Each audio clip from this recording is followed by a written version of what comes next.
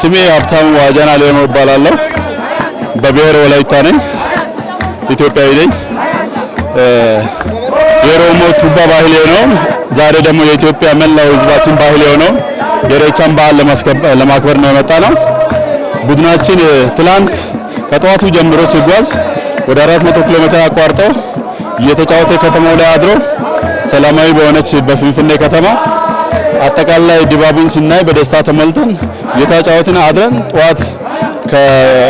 ጠዋቱ ከማለዳው 11 ሰዓት ተነስተን ከቦሌ በእግራችን እዚህ መተን በዓሉን እየታደምን ነው። እስቲ እንዴት አዩ በዓሉ? ከዚህ መጣቃሉ እንግዲህ እኛ ነባሩ በዓል በተለይ በኢትዮጵያ ውስጥ ያሉ ቱባ ባህሎች በነበረው ስርዓት ጫና ሊከስሙ የነበሩትን የብልጽግና መንግስት በሰጠው ምቹ አጋጣሚ በየቦታው ያሉ ባህሎች እንሳተፋለን። በተለይም በሲዳማ ሲከበር የጫምባላላ በዓል እናከብራለን። ከኦሮሞ ጋር የኢሬቻ በዓል እናከብራለን። ወደኛም ስንመጣ የግፋታ በዓል እናከብራለን። ስለዚህ በዓሉን እንደ ሀገር የህዝቦችን አንድነትና ትስስር የሚያጠናክር ለህዝቦች ዲሞክራሲያዊ መብቶች መረጋገጥን ተስፋ የሚሰጥ የሀገር አንድነት የሚያጸና የልማት ትሩፋቶችን በአፋጣኝ ለማሳደግ የሚያስችል የአጠቃላይ የኢትዮጵያ ህዝቦች የሚያስተሳስር መሆኑን ነው ማየው።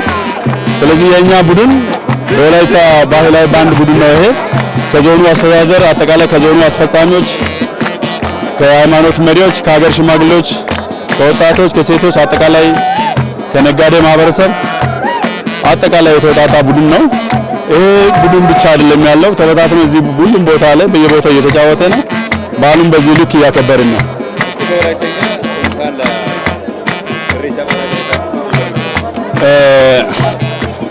አጋንደያ ሞታን ሺግኒ ባለ ቦንቺ ያሳጣላው ግደና እንዲህ በሶም ዲያሳካ ኡባሳንዲ ኢትዮጵያ ገጣን ጋምቤላ ፔዶሚሊ ትግራይ ጋር ከራሺ ጂንካ ኦሞራተ ኬንያ ጠረፍ ፔዶሚሊ ሶማሊያ ጠረፍ ጋር ከናሺ ኡባሳንዲ ያሳካ አጋማላ ኢሬቻ ባላዮ ሀሹ ሰሯን ጋቴስ ሀሹ ፋይተታ ሀሹ ሲስፈጋቴስ ኦሮሞ ደረ ኢትዮጵያ ደረ ወላይታ ደረ ኡባ ካሹ ሰሮ ጋቴስ ያገስ። እሺ ስሜ አርቲስት ጸዳለ ዱቃ እባላለሁ። የመጣሁት ከወላይታ ሶዶ ነው። እዚህ ደግሞ እያሳየን ያለነው የወላይታን ባህላዊ ጭፈራ ነው። ኢሬቻ ነው የመጣነው። የኦሮሚያ ዘመን መለወጫ ነው። የወንድሞቻችንን ዘመን መለወጫ አብረን እናከብራለን ብለን ከሀገራችን ተጉዘን እዚህ ደርሰናል።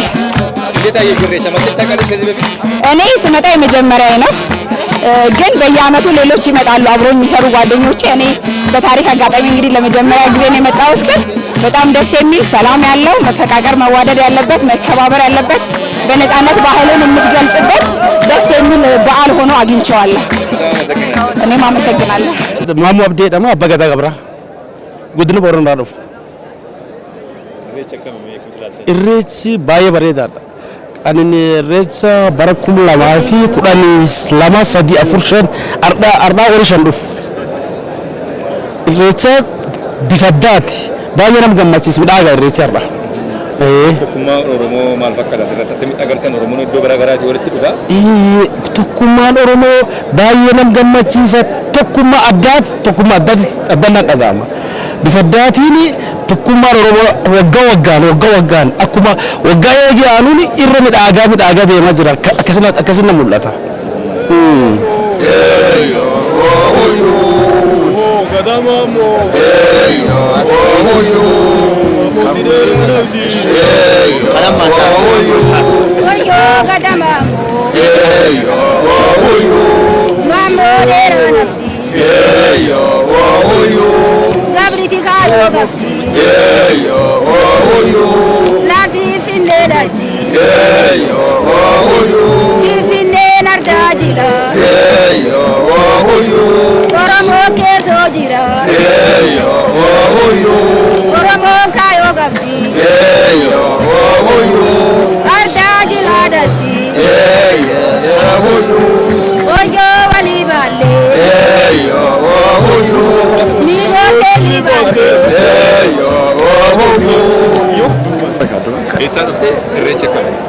Ani kanan dhufe godina Shawaa Lixaa magaalaa Jalduurraayi irreechi faajjii tokkummaati.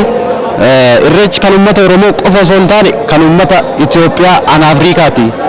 Ayyaana guddicha Afrikaa jedhamuu hin danda'ama. Maaliif bakka itti jaalalli bakka itti Oromoon tokkoomee itti mul'atudha. Uffannaan garaa garaa shawaan hin jira. Akkasumallee beeresabiin hundi jira waan ta'eef anaaf irreecha nagaati. Irreecha tokkummaati. Irreecha baay'een jaaladha. Baay'een kabaja. Oromoo ta'uu kootti baay'ee gammada. Tole ani kanan dhufe godina Shawaa Lixaa aanaa Ilfata magaalaa Bakkeerraa maqaan koo Kabbadaa Jabaanan jedhama. Egaa akkuma beekamu guyyaa har'aa kana handhuura Oromiyaa magaalaa Finfinnee keessatti ayyaana irreechaa kan bara 2016 sababeeffachuudhaan kabaja isaa irratti sagantaa irreeffannaa irratti argamna. Kanaaf uummattoota biyya keenya uummattoota Itoophiyaa sabaa fi sablammii uummata Oromoo kan biyya keessaa fi biyya alaatti argamu baga ayyaana irreechaa kan bara 2016 nagaadhaan ittiin isin ga'een jedha. Irreessi duudhaa Oromoo kan xiyyeeffateen kabajamaa waan jiruuf kanaaf sabaa fi sablammiin guyyaa har'aa kana handhuura naannoo Oromiyaa magaalaa Finfinnee keessatti argamanii uummata Oromoo wajjin kabajaa jiru waan ta'eef kanaaf irra deemuudhaan ayyaanni irreechaa kun kan nagaa kan gammachuu kan badhaadhinaa fi kan tokkummaa nuuf haa ta'uun isiniin jedha. Maqaan koo Biraanuu Labataan jedhama. Kana irraa dhufe godina Shawaa Lixaa aanaa Ilfataa irraayi. Inaanis ergaa kanan dabarsu qeerroof qarree foollee dhalataa Oromoo biyya alaa fi biyya keessaa jirtan hundaan baga ayyaana irreechaa bara 2016tiin isiniin ga'een jedha. Itti aansuudhaan irreessi tokkummaa jaalala kan ibsu waan ta'eef akkuma irreessa Finfinnee kana nagaadhaan kabajannee nagaadhaan eeggannee akkuma mana keenyatti galaa jirru jala bultii ayyaana irreessa hora arsadee fi guyyaa boruullee kan hora arsadeetti kabajannu akkuma kana nageenyaan tokkummaadhaan jaalalaan Oromoo wal danda'ee wal baatee wal eegee ayyaana kana kabajachuu qaban jedha. Galatooma. Ayyaana irreechaa kabajuu dhufnee ayyaanni kun ayyaana guddaadha. Ayyaana jaalalaati, ayyaana tokkummaati. Iddoo namni itti waaqa kadhatudha. Kan sabuu fi duudhaa isaatti ibsatudha. Ayyaana misoomaati. Kan sabaaf sablammiin hundi asitti wal arguudha. Kan wal dhabeellaan asitti araaramudha. Aardii adda adda qoodamtellee kan walitti fidee jaalalaaf tokkummaa misooma nageenya ibsudha. Ayyaanni kun ayyaana guddaadha. Hunda sabaaf sablammiin bagattiin isin ga'een jechuun barbaada. Mee jalqaba maqaa keenyatti miti irreechi bara kana akkamii ayyaanni maal fakkaata akkamitti ilaalte? ራሄል ተሸመ ከዚሁ ከፊንፊኔ በጣም አሪፍ በዓል ነው። ደስ ይላል። ጥሩ እንትን አለው ድባብ አለው። ሜቲ ተሾመ እባላለሁ። የዛሬው ኢሬቻ ለየት የሚያደርገው በጣም ፒስፉል ነው ብዬ አስባለሁ። ከዛ ደግሞ ከሌላው ጊዜ ባለፈ በጣም ብዙና ቆንጆ ሆነን ያለ ነው። አንድ ላይ እንደ ቤተሰብ አራተኛችን ሊሆን ይችላል። ቢሾፍቱ ደግሞ ብዙ ጊዜ እንሄዳለን። መቃን ኬኙ ኤሳ ዱፍቴ ኢሬቻ ከም Maqaan koo Yeroo Taaddasee jedhama. Kan inni irraa dhufe asuma Finfinneedha. Irreechi akkuma beekamu aadaa fi tokkummaa fi duudhaa uummata Oromoodha. Irreechi waan baay'ee nuuf ibsa, waan baay'eedhas keessattuu agarra. Oromoo keessatti argina. Akkasumallee nuuf ibsa. Seeraan wanti adda godhu bara darbee irraa maal adda adda? Inni bara darbee fi inni bara kana akkuma argitu baay'inni keenya itti dabalaa deema. Aadaan keenyas duudhaan keenyas akkasumatti dabalaa deeman yaada. Masi namoota irreecha kana irratti hirmaachaa jiran yookaan immoo irreeffatanii deebi'aa jiran dubbisaa jirra. Hanga dhumaatti nu wajjin turaa isiniin jenna. Seenii isin hedduu qabatee ogeessa kaameraa keenya ana ayyaana Cimdeessaati. Mee maqaa keenyatti miti eessaa dhuftee irreechi bara kana maal fakkaata? Maqaan koo Caaltuu Guddanaan jedhama. Kan dhufee asuma Oromiyaa keessaayi. Wanti isa durirraa adda godhu baay'inni nama baay'inni jira. Inni biraan immoo wanta uffatoota haaraa moodanni ta'an bareedan baay'eetu argamaa jira. Kanatu adda isa godha jedhee yaada biraadha. Aziizaan jedhama. Kan inni irraa dhufe Baabboo Gambeel. Irreecha kana baga duraan dursee baga geessan isiniin jechuun barbaada. Walumaan baay'eetti natti tolee gammadeen jira ragoo kooftiif. Yoo machi kaatanii? Torbee lama booddee dhufnee kan asitti argamneedha. Kanaaf jecha irreechi kun na gammachiisee jira akka kooti nageenya kanaan ittiin argamuu keenyatti galatoomaa isiniin jedheera. Irreecha yeroo meeqa fa'aa dhufte? Yeroo jalqabaa kootiidha. Baay'ee natti tolee jiran. Inni achi teessee dhagaa turtee fi inni dhuftee argite garaagarummaa samaa baay'ee addanaaf har'a uummata Oromoo akka kanatti ol geeru arguu kootiif baay'ee gammadeen jira. Maqaan keenyu eessaa dhuftee mee irreecha akkam? Maqaan koo Samiraa Adam jedhama. Godina Wallagga Lixaa aanaa Baabboo Gambeel irraan dhufe. irreecha yeroo jalqaba Finfinneetti eegalame irraan kaaseen dhufuu jalqabe kan baranaa addadha. Oromoon galaana ta'uusaa bareera irreecha baranaa irratti jechuudha. Uummata Oromoo maraan warra lixa ta'anii dhufuu dadhabanii illee baga geessanii jechuun barbaada. Gammachuun jiru miirra jiru tamna jiru maal fakkaata akkamitti ilaalte? Waan isitti himuu hin dandeenyedha. Baay'een gammade. Jechuun irreecha yeroo jalqaba Finfinneetti gaggeeffame 2011 irraa eegalee 2012 irraa eegalee nan dhufa kan baranaa adda ta'e natti dhaga'ameera. Egaa hordofaa kan jirtanii ayyaana irreechaati. Daawwattoota keenya mee amma immoo hoogganaan biiroo aadaa fi turizimii Oromiyaa obbo Hussein Faisoo cinaa kootti argamu. Mee waan jedhan isaanis irreecha bara kanaatti miti ilaalanii mee taajjabbiillee yoo qabaatan wanti gaggaariin duudhaan gaariin mul'ate maali? Wanti irraa barachuu qabnu immoo maali? Isaa wajjinan tura. Baga keessan obbo Hussein. Baga wajjinu kennu. Mee ayyaanni irreecha bara kanaa akkamitti ilaaltan? Duraan dursa uummanni Oromoo hundi sabaaf sablammii biyya keenya ka Itoophiyaa ka biyya keessaaf ka biyya alaa jirtan baga irreecha bara 2016 isiniin gahe baga carraa kanaan illee wajjin geenne jechuu barbaada. Irreechi guyyaa har'aa kabajame faajjii tokkummaa obbolummaatiin mata duree isaatiin kabajamu kun har'a kan laallu uummanni Oromoo miiliyonotaan bahanii ayyaana isaa kabachiisaa jira. Ayyaanni kun uummata Oromootiif duudhaa nageenyaa, duudhaa jaalalaa, duudhaa obbolummaa, duudhaa wajjin jireenyaa bira dabree uummanni Oromoodhaa tasgabbaa'ee karaa hundaanuu amma akka argitanitti karaa ijaarameen ayyaana isaa kana kabachiisaa jira jechuudha. Ayyaanni kun imala boru deemuudhaaf irreecha yuuniskootti galmeessuudhaaf carraa bal'aa qaba jechuudha. Yuuniskootti galmaa'uu kan danda'amu yoo nageenyi keenya bal'inaan jiraate jedhu. Medaalliin guddaan tokko jechuudha. Uummanni kun saba guddaan adda mataa uummata Oromoo mataa ol qabee nagaan karaa hundaatu kabajataa waan jiruuf waan gaariidha. Carraa guddaadha jechuudha jechuudha. Maal dhaamtu wanti isin agartan maali? Mee wanni sirraa'uu qabu jettan isin? Ani wanni dhaamu wanni guddaan irreecha amma irreeffataa jiru karaa nagaatiin karaa hundaatiin karaa ijaaramatiin deemnee kabajaa jirra. Ammas keessummoota baay'ee qabna. Keeniyaa irraa kan dhufan jiranii, Ugaandaa irraa kan dhufantu jiranii, akkasumas sabaa-sablammoon adda addaa Uraageen, Amaar, Tigreen, Walaayitaan, Sidaam, Gaamoon, Affaar hundi isaaniitu as jiran jechuudha. In argaa jirtan amma akkatti sirbaa jiran. Kanaaf keessummaa keenya karaa tasgabbaa ta'een ijaaramne keessummaa keenya galfannu ergaan guddaan tokko kana jechuudha. Lammaffaan ayyaana boruu arsadeedha. Isaaf qophii gahaa goonee karaa nagaatiin naamusaatiin waan amma jalqabne kana akka kanaan itti deemuu qabna jechuu barbaada ergaan dabarsu kana jechuudha. Faadha.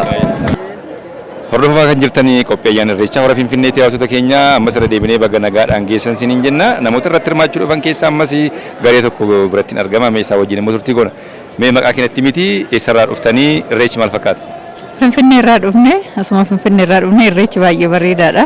Haala gaariidhaan itti deemaa jirra. Maqaan imalli? Feenet Girmaan jedhama Finfinnee irraa. Tarii maal Finfinnee kana keessatti maal fakkaata ture irreechi kanaan dura waggaa 3 ta'ee yaada?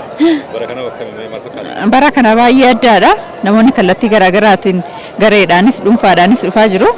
Baranaa baay'ee namatti tola, baay'ee gaariidha jechuudha. Ati oomishee irreecha yeroo meeqaffaaf dhuftee maal fakkaata irreechi baranaa? Yeroo biraffaafan asitti kabajaa jira. Baay'ee gammachuu guddaan dhagahamaa jira.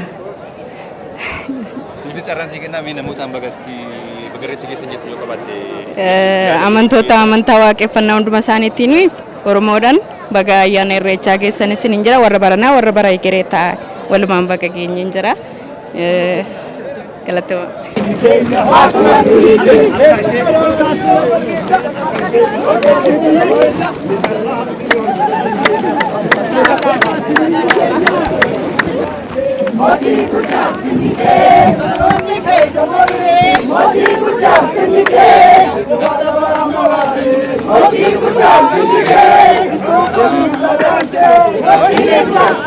Maqaan koo Sabboontuu Sheekoo jedhama.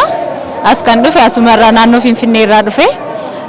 Ayyaanni bara kana irreechaan bara kana akka bara darbeerrayyuu baay'ee bareedaa fi baay'ee gaarii baay'ee kan namatti tolu jechuudha. Haala bareedaa ta'een kabajaa jira. Uummannis haala bareedaa ta'een kabajaa jira. Baay'ee gaariidha. Kan bara hundaarraa kan baranaa baay'ee gaariidha. Mee wanti asitti agartee wanti miidhagaadha bareedaa ta'ee yaaddu maali? Wanni miidhagaan inni tokko uffanni namoonni uffatanii asii dhufan baay'ee bareedaadha, baay'ee namatti tola. Kan aadaa Oromoo eege waan ta'eef Inni lammaffaa immoo asitti uummanni hundinuu walitti gahee sirbaatiin kabajuun isaa aadaa eeganii baay'ee namatti tola jechuudha. Wanni baay'ee namatti tolu kana lama jechuudha.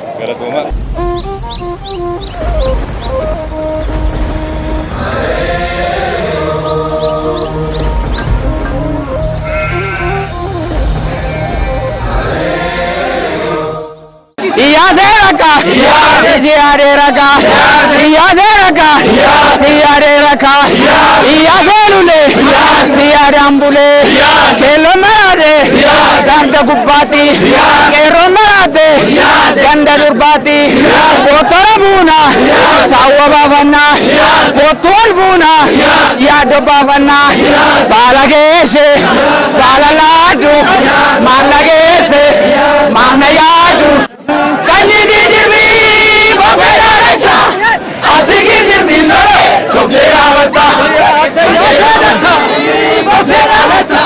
Maqaan koo Dureetii Taaddasaa Dheeressaa Wiinsaan jedhama. Kanan dhufe Ameerikaa irraa kanin dhaladhee handhuura Oromiyaa Finfinnee keessatti kanan guddadhee lixa Oromiyaa Wallagga keessa naqamtedha. Sabi keenya baay'eetu irratti wareegamee baay'eetu irratti miidhamee har'a akkasitti ilaaluu kootti nan gammada. Haa ta'uyyuu malee kun gahee miti gara fuulduraatti jabeessinee adeemna. Namoonni keenya baay'een mana hidhaa jiru. Kan inni kamiin kan miidhataa jiran mana hidhaa keessa jiru bilisummaa isaaniitii fi gahee miti gaa hagammannuyyuu malee baay'een nu hafaa jabaadhaa yaa saba keenyaan jedha.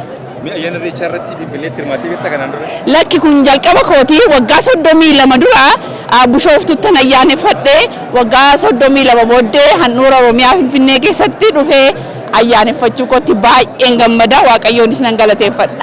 Maqaan kee Iftuu jedhama. Shaashamanneen irraan dhufee irreechi baranaa baay'ee tokko natti toleera. Asii argamu kiyyaatti baay'ee gammadee jira. Maal agartee dhuftee waggaa meeqaffaa dhuftee yeroo meeqaffaa? Yeroo tokkoffaadha innuma gammadee irratti gammadee jira. Baay'ee natti toleera. Ati yoo maqaa keenyaa kan itti beessa akka dhuftee fi ayyaana akkamii? Ayyee galatoomaadha. Ani Falmattuu jedhama. Shaashamannee irraa dhufee ayyaanni bara kanaa baay'ee adda. Finfinnee irratti akkanatti kabajamuun isaa kan bara kanaa baay'ee natti tolee jira. Maaliif baroota darban hundayyuu dhufee jira. Kan bara kanaa baay'ee tokko namatti tola. Adduma kan bara kanaa. Uffata kana mee ji'a meeqa kaataniitti qophooftan irreechatti akkamitti waliin hojjechiifatan? Irreechaa dhufuudhaaf torbee tokko duraa yookiin ji'a tokkoo fi baatii tokkoof itti qophoofnee uffata kana tolfannee nama sadiin akkanatti hodhisiifnee yookaan tottolchannee irreecha dhufuudhaaf torbee tokko ol nutti fudhatee jira uffata kana akkanatti tolfannee dhufuudhaaf. Maqaan koo Yammasuu Qannaan jedhama. Irreechi baranaa baay'ee irreecha hawwataadha. Abdiidhaan eeggataa dhufne. Kaawunti daawun godhaa nurraa fagaataa dhufee halkan nuu bari'uu didee baay'ee irreecha bareedaadha. Baay'ee irreecha hawwataadha. Irreecha addaati. Tarii maal ilaaltee amma Finfinnee kanatti kanaan duras yeroo lama sadii dhufteetta jijjiireetuma yaada baranas dhufteetta garaagarummaa akkamii qabame wanti jijjiireeffamu qabu maali wanti masirraa qabu wanta gartee jiraata? Wanti addaa wanti arge akka saroo bara waggaa duraa tokko irreecha bara koronaatiin booda namni baay'inaan dhufeera. Egaa wanti fooyya'uu qabu jedhullee wanti observii godhe hin jiru ammaatti ganaa lagas hin geenye garuu baay'ee waan gaariidha wanti bareedan nama baay'atee bahu namni miira jaalalaa biira tokkummaatiin bahu isaatiidha wanti nan observii godhe.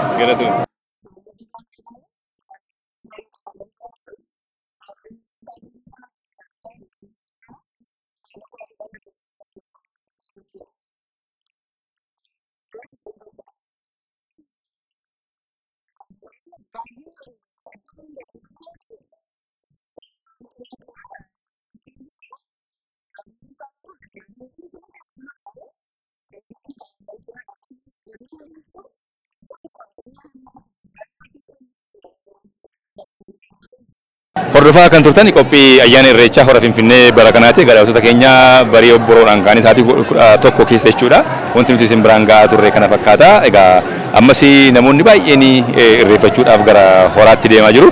Keessumaa egaa namoota Finfinnee bulanii fi as dhiyoo bulanii baay'een isaanii kan ganamaan seenanii irreeffatanii ba'anii warri kaan ammallee gara namatti imalaa jiru. Wantoonni babbareedoon immoo irreecha irratti argine keessaa uffata aadaa wal fakkaatu waliin hodhisiifatanii waliin dhufu otoo fageenyi hin daangessiin karaa fagoorra dhufu. Isaan kun wantoota irreecha irratti egaa adda taasisuudhaaf faayaan argamu uffanni aadaa argamu baay'ee ija hawwata kan hawwata turizimiif illee ooluu danda'udha. Ammas qophiileen keenya akkuma itti fufanitti jiru egaa Olaansaa Waaqumaa fi Yuusuf Warqiisaas iddoo garaagaraatti argamu asuma iddoo bakka garagaraatti waan jiru daawwachaa waan jiru namoota illee gaggaafachaa isin biraan gahaa jiru. Ani kanumaan xumuruu kan jedha ayyaana cimdeessaatu geessa kaamera keenya Seeliseen Abdul Qaadir egaa akkuma jedhe immoo tuutni OBS hafan immoo waan hafan isin biraan gahu ammas itti fufaa qophiileen televezyiinii OBS irraa turtii gaarii isiniin jedha.